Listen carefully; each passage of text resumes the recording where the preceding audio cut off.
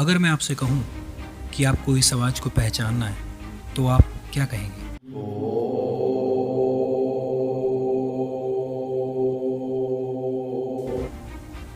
ये किसकी आवाज़ है? आप सभी ये कहेंगे यह है ओम की आवाज़ है। यह तो हमें पता ही है, लेकिन अगर मैं आपसे कहूं कि ओम की ऐसी ही आवाज़ यहाँ से नहीं बल्कि दूर अंतरिक्ष से आई है तो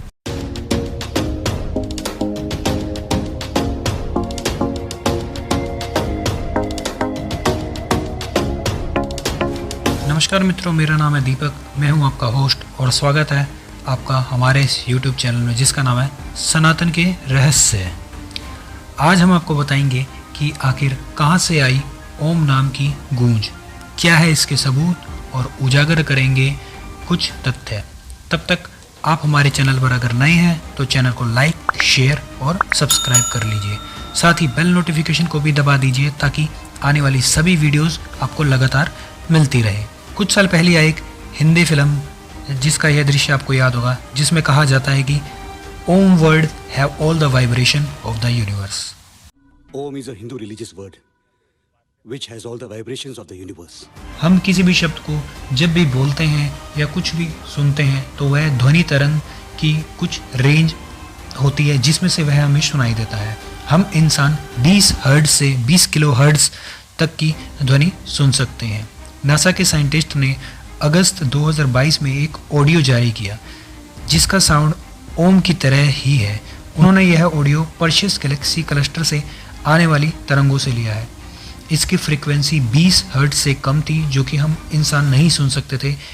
इसे पहले सुनने लायक बनाया गया तथा फिर इसे रिलीज किया गया।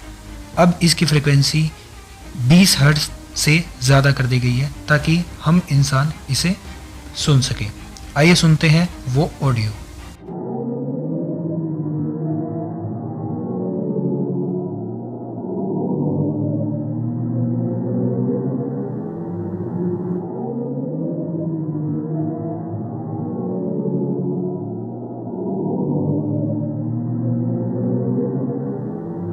सबसे पहला सवाल ये कि गैलेक्सी, ब्लैक होल होते क्या हैं? हम जहाँ रहते हैं वह पृथ्वी मिल्की वे गैलेक्सी में है। इस ब्रह्मांड में ऐसी बहुत सी गैलेक्सी है, उनमें से एक गैलेक्सी है परसियस गैलेक्सी जो कि धरती से 2500 लाइट ईयर की दूरी पर है। वहाँ पर एक ब्लैक होल है जिसके केंद्र से आ रही थी यह ध्वनि। जब कोई तारे की उम्र ख़त्म हो जाती है तो वह ब्लैक होल में तब्दील हो जाता है। उसकी ग्रेविटी इतनी ज़्यादा होती है कि उसमें से प्रकाश भी बच करके नहीं निकल सकता। नासा ने सबसे पहले ब्लैक होल की साउंड 2003 में खोजी थी। अब उन्होंने यह ऑडियो दोबारा जारी किया है। इससे आने वाली साउंड से ऐसा लगता है कि भगवान द्वारा कहा गया वह कथन बिल्कुल सत्य हो गया कि मैं ही सर्व स्थानों में हूँ, मैं ही पूरे ब्रह्मांड में हूँ। आप ऐसे कुछ व्यक्ति अब यह कहेंगे कि ध्वनि को एक स्थान से दूसरे स्थान पर पहुँचने के लिए कोई मीडियम चाहिए, लेकिन अंतरिक्ष में तो कोई मीडियम है ही नहीं, वहाँ तो वैक्यूम है। तो आपको बता दें कि ब्लैक होल के पास की गर्म गैसों की वजह से ही उसे एक मीडियम मिला जिसमें से हमने ध्वनि तरंगों को रिकॉर्ड किया तथा उसे 20 हर्ट्ज से ज़्यादा एम्पलीफाई करके पब्लिश कर दिया गया।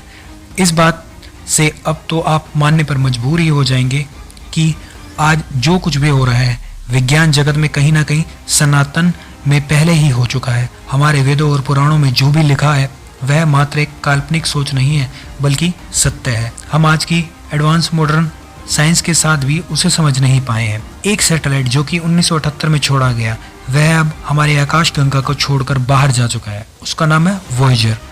उस पर हमने कुछ मैसेज लिखे हैं ताकि परग्रही उसे पढ़ सके तथा हमारे साथ में संपर्क बना सके। जिस व्यक्ति ने यह मैसेज लिखे हैं उनका नाम है कार्ल सैगन। वह व्यक्ति भारतीय परंपराओं से इतना प्रभावित हुआ है कि उसने यह तक कह दिया कि साइंस अब जिस कंक्लूजन पर पहुंची है वह तो हिंदू धर्म में बहुत पहले ही दिखाई पड़ती है। तो आपका इस ऑडियो के बारे में क्या विचार है?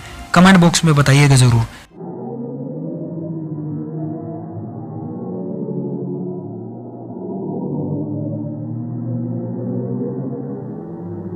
जाने से पहले हमारे चैनल को लाइक, शेयर और सब्सक्राइब कर दीजिए। साथ ही साथ हमें यह भी बताएं कि नेक्स्ट वीडियो हम किस विषय पर बनाएं।